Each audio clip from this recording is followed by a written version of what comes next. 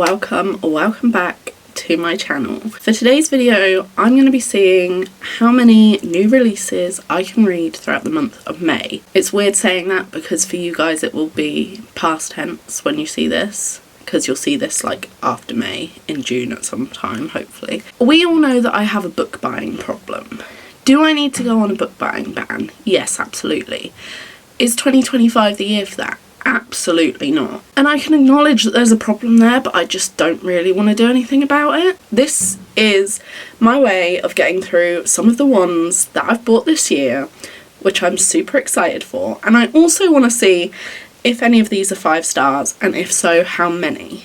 Because let me tell you, there's some very, very highly anticipated reads in this. Let me just show you some of the options that we have. So this is stack number 1. Yes, there is more than one stack. Apologies for the lighting as well, by the way. It's so hot that if I open my blinds, I will be roasting. Obviously, let's just clarify, I'm not getting through all of these in this video. I'm going to try and focus on the standalones, I think, because I do want to do an installment of continuing series later this year, so I can save like the series ones for then, whereas the standalones, like, this is the best time for me to be able to do them. Thankfully there's only 2 stacks, but that's still too many. So these are the other options that I have picked up and accumulated. And I think what we'll do is we'll structure this a little bit differently. So my intention is read the books, get some filmed footage for you guys, and then I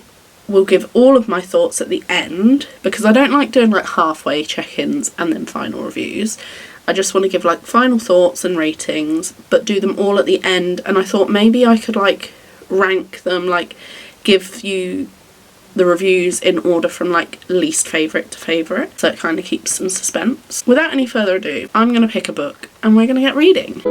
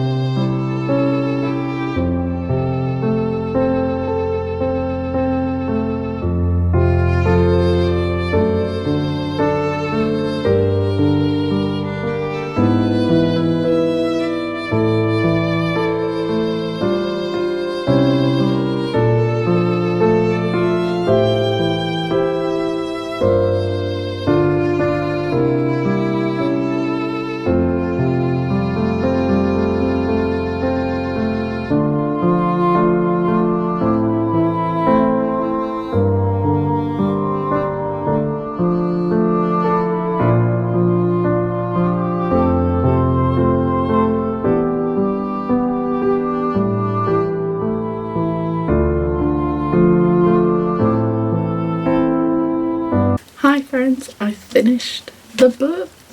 So this is the first read completed of this video, and I quite enjoyed this one. I have a few like I have a few conflicting thoughts and feelings, so you'll have to bear with me. Also, this is the 3rd and final book in a trilogy. I think I heard there's like another novella coming, but this is like the conclusion book. So I will try not to give spoilers, and I will try and just give my thoughts without problems. So I enjoyed the fact that we got the trial aspects back in this, and it was interesting to see how everything was going to unfold after the revelation at the end of the 2nd book. And I enjoyed the majority of this. Like, I loved seeing Payton go to all these other locations and other areas of the map that we hadn't explored yet, and I loved seeing her take to the seas, and like who can she trust, who can't she trust, and like what's real, what's not kind of things. I'm trying to be very, very vague. I really loved that aspect, and I loved the fact that we got some of the trials back in this, but in a slightly different way. That felt a bit more unique. What I will say is, about halfway through, I did actually guess like part of the end reveal kind of thing, because once you've got a certain chapter in a certain person's point of view, things then finally clicked, and I was like, wait, hang on, what if this is what it is? And I was partially right. I got like the bit about Paden right. Like I dog-eared so many, I never normally dog-ear, but instead of annotating, I dog-eared like the pages where it had quotes and things that I really liked, and I've done that a lot, so you can tell that I liked this book. I do think that the ending section with like the explanation of things dragged on a little bit long for me, that it kind of started to get a bit overcomplicated and a bit messy in my opinion personally, but I loved the pacing at the beginning, especially the middle sort of chunk. I really enjoyed. Like the beginning was a little bit slow because it's kind of catching up from what happened last time, and like I say, the ending dragged on just a little bit. Did it need to be 500 pages? I'm not quite sure that it did. Like I feel like you probably could have shortened the beginning and the ending and had it be a bit shorter, maybe, in my personal opinion. However, I did fly through it and it didn't necessarily feel like 500 pages. And I just love Paden and Kai so much, like they have my heart basically. So yeah, I think that's all that I kind of really wanted to say. Oh, actually, one other thing is that the powerful novella plays into this, and one of the characters that we see in that we see reoccur in this.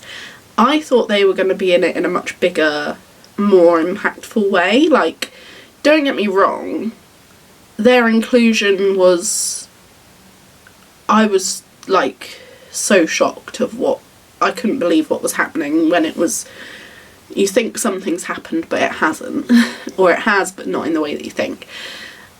Sorry, I'm being so cryptic because I'm really trying not to give spoilers, but their inclusion, I thought they would be in it more, and in a more, not necessarily more important, but I thought that they would be in it a lot more in a different capacity, let's say, because I just thought that there was potential to go like down a slightly different route and have so much more done with it, but I can see why it's the way that it was for how the story went.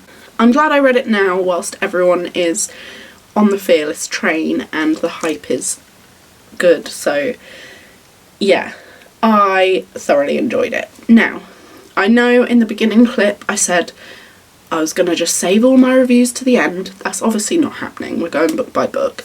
But what I am going to save for the end is my ratings, so that I have a bit of time to sit and dwell on them, leave you a bit of suspense, and then I thought what we could do as a nice little round out recap is, rather than go through in the order that I've read them and rate them, I could rank them like lowest to highest, so that's what we'll do. So book 1 is complete.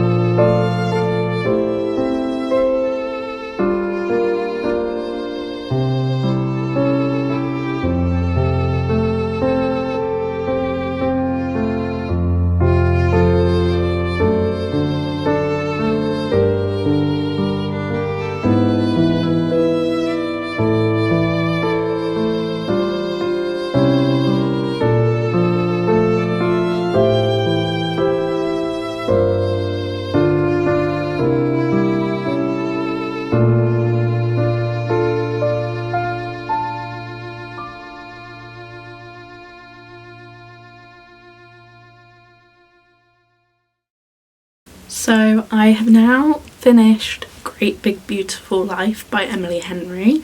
I audiobooked it in a couple of days whilst I was doing my jigsaw, some art for other videos and things like that, as like you will have seen. And I really quite liked this one actually. It was very reminiscent of Beach Read, but with like a little bit of elements of like Seven Husbands of Evelyn Hugo to it. It kind of reminded me of like a mesh of the two of them.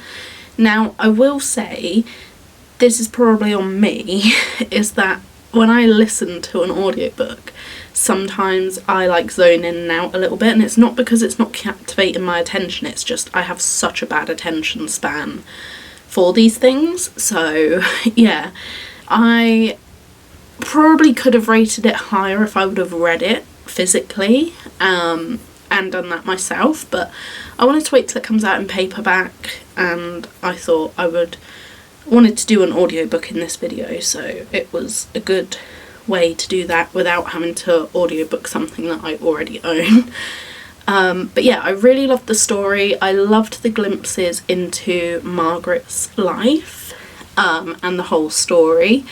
I loved the twist at the end, and because I was a little bit like, okay, so where's this going aside from just being a romance and writing her story? Like the conflict kind of thing was interesting, how it was done. It wasn't like it was miscommunication, but it wasn't like your stereotypical, oh, this person's leaving and I can't go with them but I'm gonna miss them kind of thing, so we need to break up.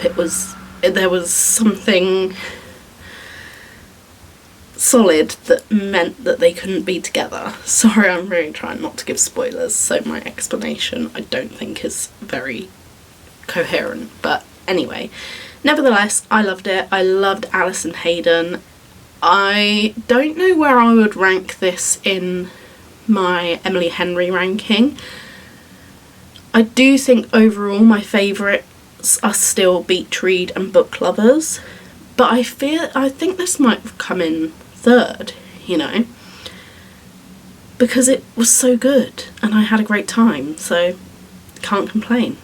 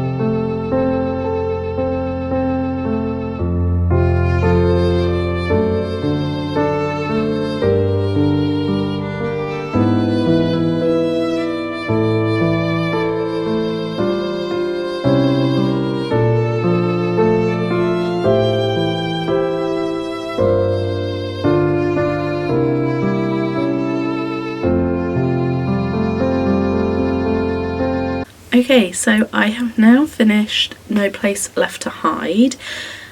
Guys, I don't know what happened with my thing with this author. So I read, what was it? That's Not My Name by her end of last year, start of this year sometime. And I really, really enjoyed that one, right? I loved it. I was like, oh, I'm so, like, certain this is the twist, and it wasn't, and it was so good. So I thought this would be a similar vein, if you will, and I probably put slightly too high expectations on it from myself. I didn't think it would be like a 5-star, but it was a new release that I was really excited for when I heard it was out, and I did enjoy it. So this is not a completely negative review, like I would still recommend it.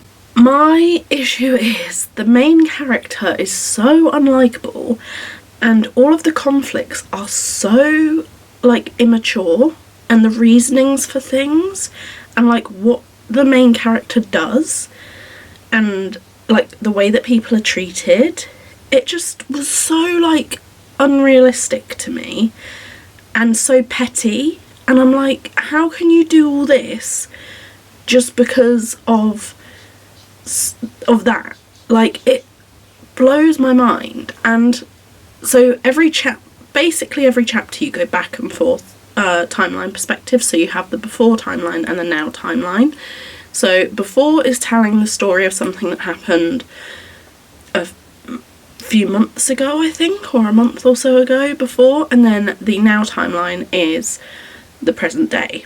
And so there's like the mystery of what happened back then, which is getting revealed to us as we go through the story, and then there is present day, the sort of thrilling aspect of things that are occurring. Now, what I will say is I was much more invested in like the current timeline, and I was starting to get really into it and really like it was building the tension, and then we would jump into the previous timeline and it would just be like petty stuff, and so I think all of that kept taking me out of the enjoyment of the thrillingness of the story, if that makes sense. So yeah, I did enjoy it and I had a good time and I read it.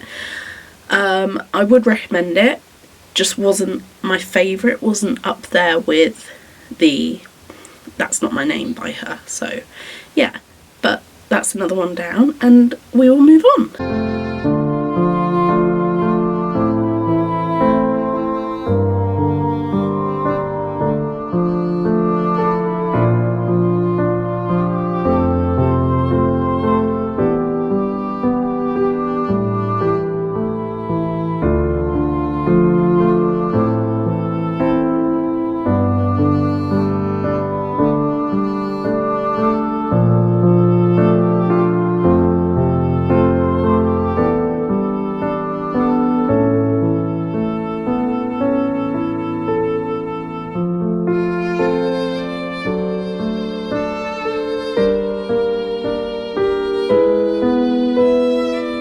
My god, I absolutely adored this book. I loved it. Easily one of my new favourites of all time. Pardon the pun.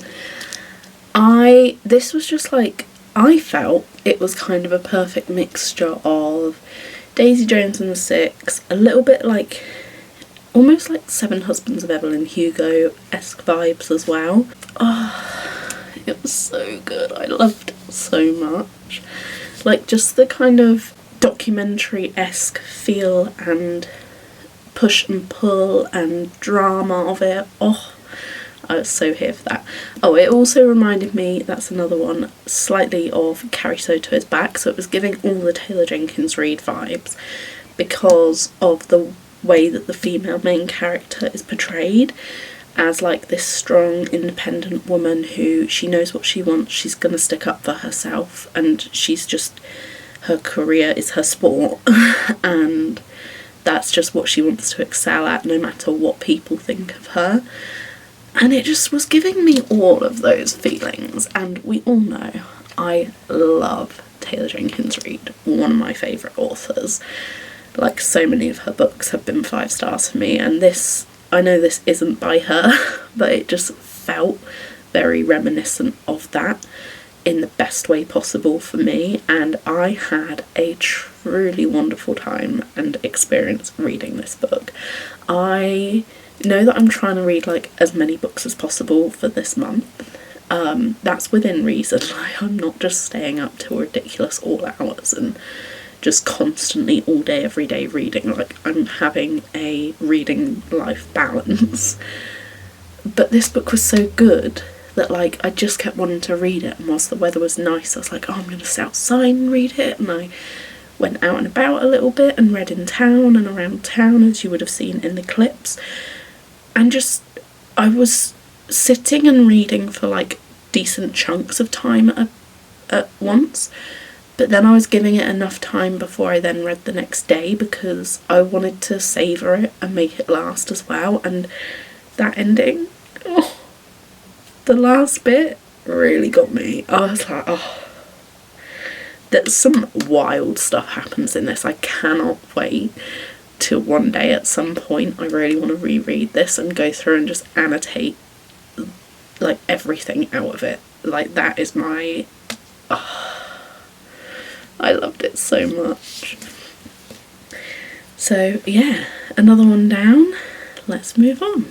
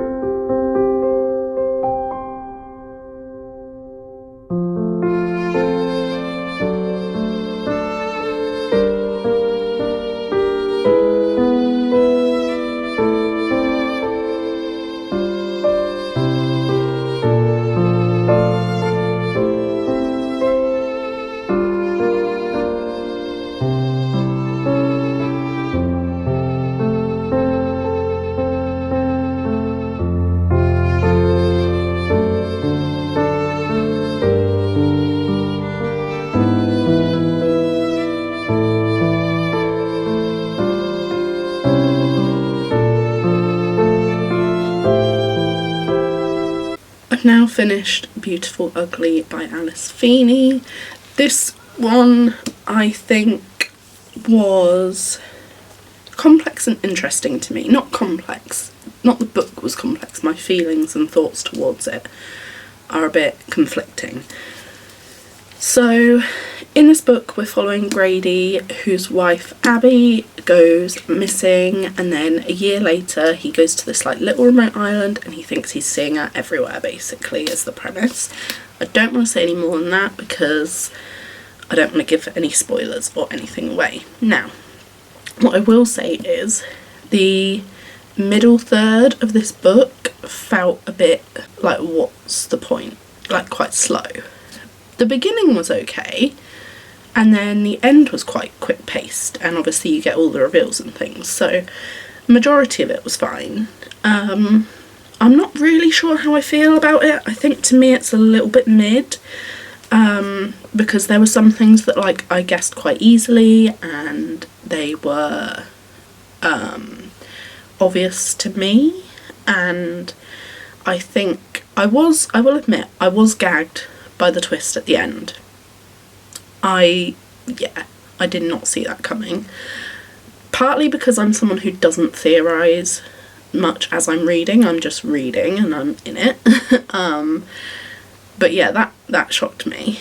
And then like it got a bit weird and confusing with the reveal bits at the end. Like I got it, but like also some things weren't explained. It was just heavily suggested that they'd happened a certain way.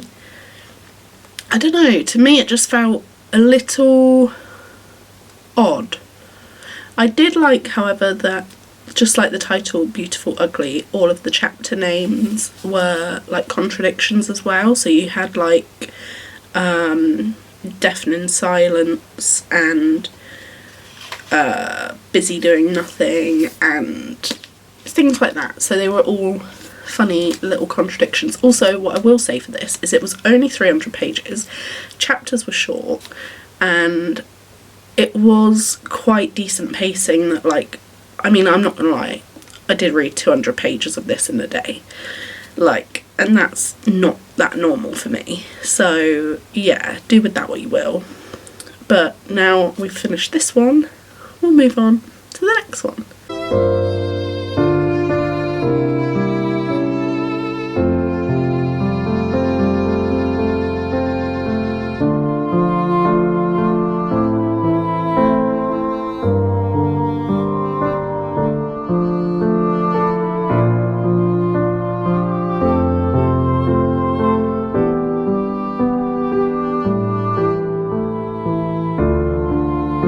I've now finished up The Conditions of Will by Jessa Hastings. Guys, I love this book so much.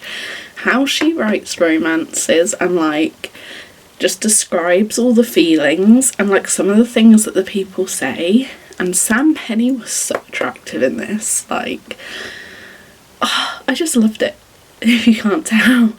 And I had a truly great time reading it. I think this is my this is actually my third Jessa Hastings book. I started with Never, then I read Magnolia Parks last month, and then I've just read this one. So yeah, I think definitely my favourite of all of hers so far, but unpopular opinion, I actually did quite like Never, so I liked all of her books I've read so far. But yeah, I really, really adored this one. The romance in it was just, oh, I was sold. And then there was like a little mini mystery, and like the ending was so wholesome, and oh, I loved it. Now, I don't know, I know which book I want to go into next, but I don't know if it's going to end up being a bit too similar, like family drama-ish to this, but we'll see. But yeah, I had a wonderful reading experience with The Conditions of Will, and I'm so glad that I read it for this video.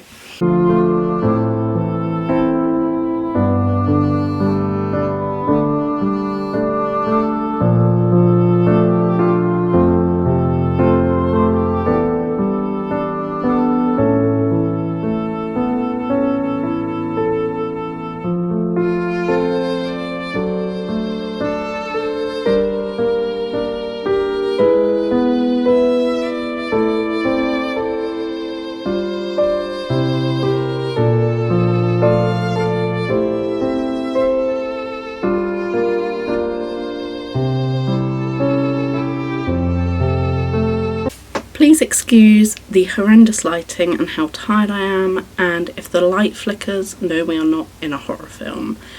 That's just the electrics in my bedroom.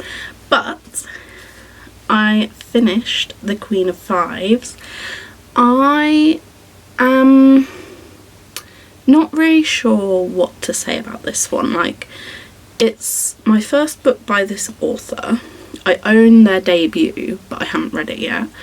I know this was so, like, the backwards way to do it, but they're not like a sequel, I don't think, so it's completely different.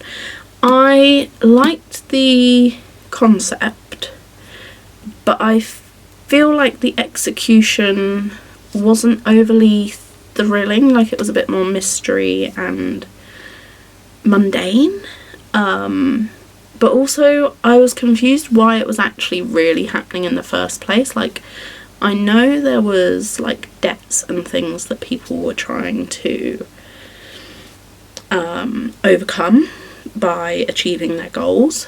Again, I'm trying to be very vague and spoiler free, but I don't know, I think the characters weren't overly likeable and it got quite confusing. It's also like set in 1898, so it's quite like old wordy language.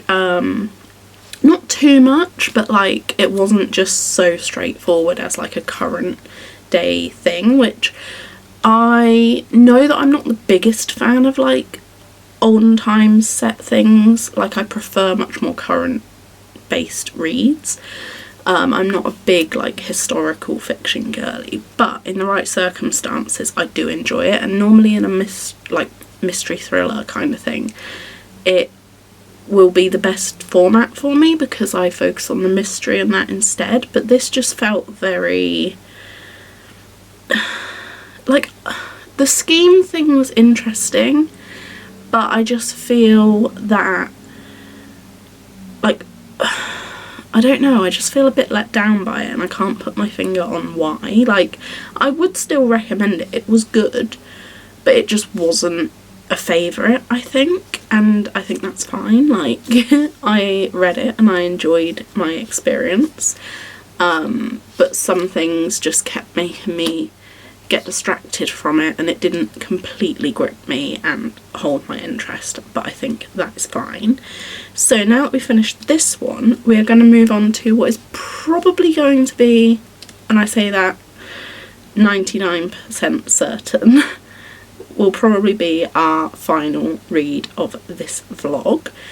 I'm so proud of how much I've managed to read so far this month already. Pat on the back to me. And yeah, we will see how I get on with potentially the final read of this video.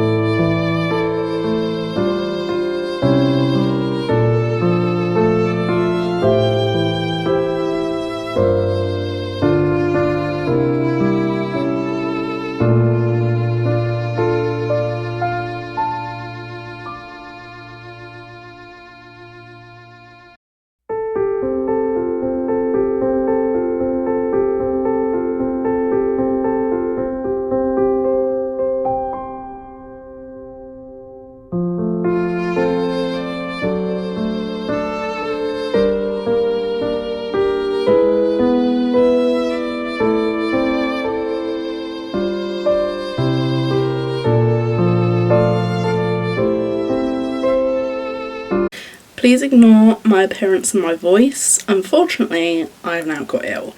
But I have finished Gifted and Talented by Olivia Blake. This was so like parallel to The Conditions of Will in so many ways. Like, family drama, siblings that don't get along, like deceased parent, and like the whole will situation. I really enjoyed it. I think right now I have, so at the beginning I was really loving it, right? This is not a reflection on the book, by the way. At the beginning I was loving it, and then because I started audiobooking some of it, and we all know when I audiobook, sometimes my concentration just disappears, and so then bits of it just like fall out of my brain. And I was starting to get ill, so on a personal level, whatever the book was, I think I would have been struggling towards the end. But I did really, really enjoy this. The only other book that I've read by Olivia Blake so far is The Atlas Six, and that one I enjoyed, but I found a little bit hard to comprehend. This one I found slightly easier. Like, I understood kind of the magic a little bit. Well, I understood that it was more of like a curse in this one, I think, and the way that it was written was just like easier for my brain to follow than The Atlas Six. I don't know why. But also I loved our characters, I loved all the messiness. I had a really, really great fun time reading this. Okay, so we have come to the end of this video. I'm going to try and keep this short and sweet and just wrap it up nice and concise, because I believe this video is already long enough. So, this portion of the video I'm basically just going to give a really, really brief overview of why I rated each book what I did and the rating that I gave it. We aren't going to go in the order that I read them, we're going to go least favourite to favourite. So buckle up, strap in, and we will find out the answer to the sub-question of this video, which was not only how many books can I read in May of like this year's new releases, it was, are any of them 5 stars, and if so, how many?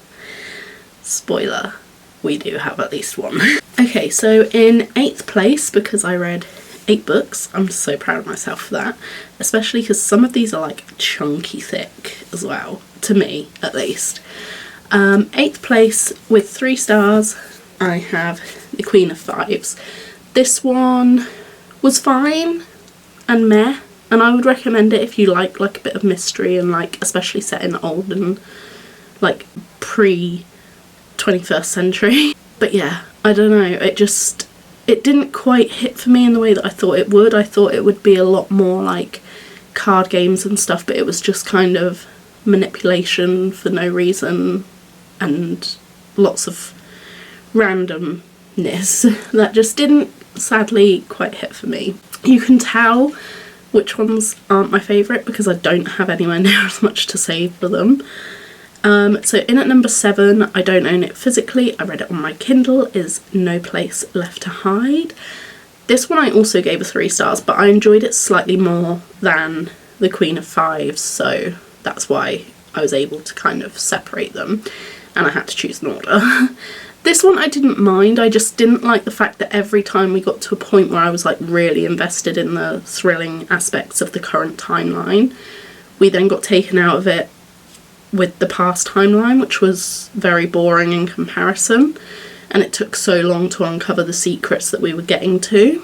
And also it was just petty and really immature, and like no way did any of it justify what had happened, and like people's behaviours just, oh no, it really irritated me. I was hoping to love this one so much more because I loved That's Not My Name by her last year, but sadly this one was a bit of a average miss for me, personally.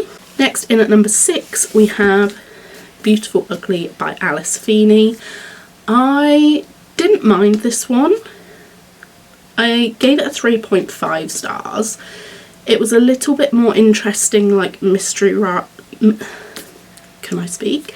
It was a little bit more interesting mystery-wise than the previous 2, and it kind of had like a bit of an eerie atmosphere to it, which I kind of really enjoyed. Like, it just felt a bit creepy in places, and the twist at the end had me gagged. I just haven't thought about it much since I read it, and whilst I did enjoy it, it was also like went a bit crazy, and yeah, like not anything overly dramatic happened, I don't think. So yeah, that one got 3.5 from me. Next, in at number 5, I actually really didn't think this would be this low down, but I've just read so many good books towards the end of this month since that it's ended up like 5th place on this ranking. Now, I did give it a 4.25 stars, and that is Fearless by Lauren Roberts.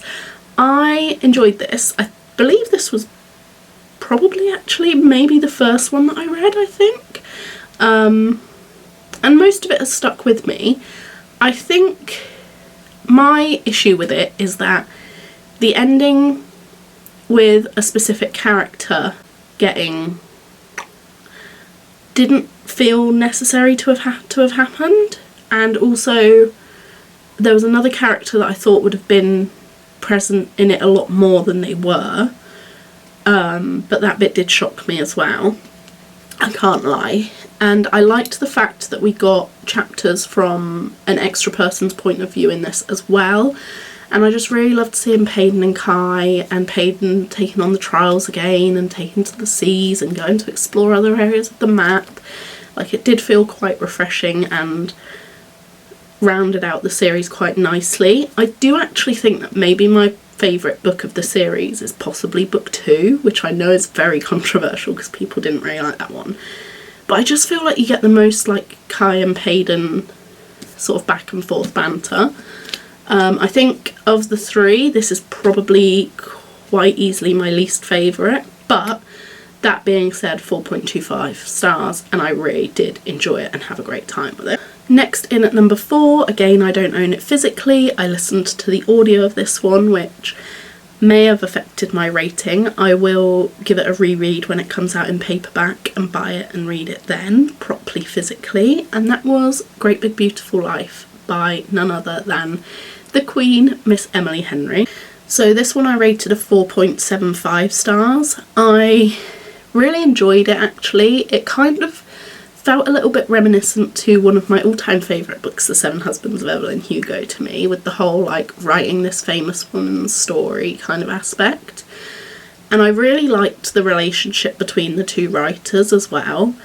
I felt that it all kind of added quite a lot to the story, and it felt quite enjoyable and immersive in that respect. But this one and the next book, I was toying over the ratings a little bit because I wasn't quite sure, so I've landed there for now, but obviously ratings can always change over time. Speaking of that, the next book, which is in at number 3, which is also a 4.75 stars, which again I wasn't sure on the rating for.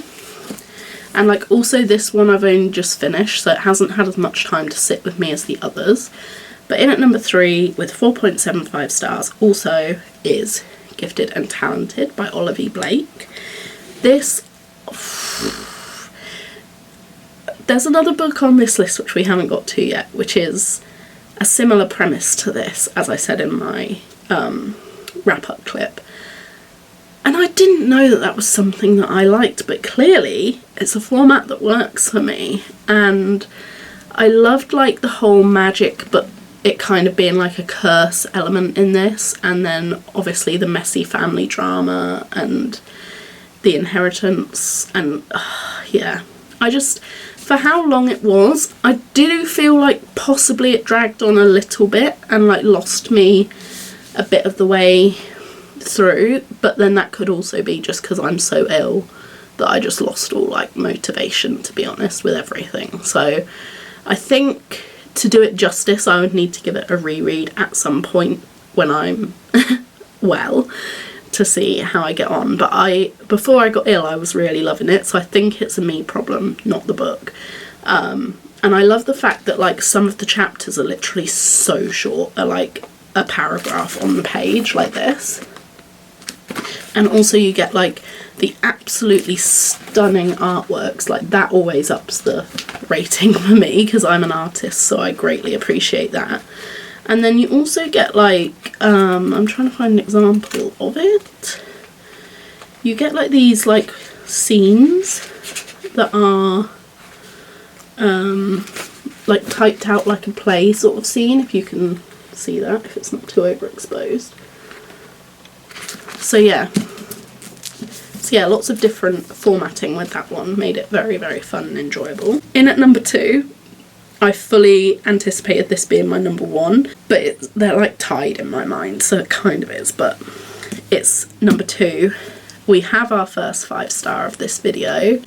Are We Surprised? The Favourites by Lane Fargo. This was so reminiscent of a like Taylor Jenkins Reid. It reminded me of like Daisy Jones meets the Seven Husbands of Evelyn Hugo, mixed with a bit of like Carrie Soto.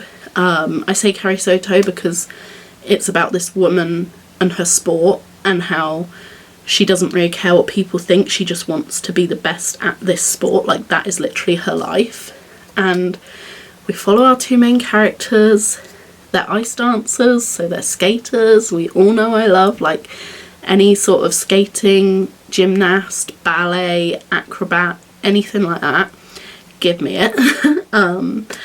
And yeah, I loved it so much. Like, there was so much to this, so much drama and stuff. Like, I really wish these top few that I would have animated them.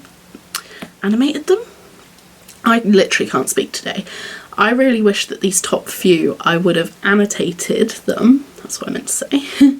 And I'm so sad that I didn't, but it just gives me an excuse to reread them at a later point and annotate them then.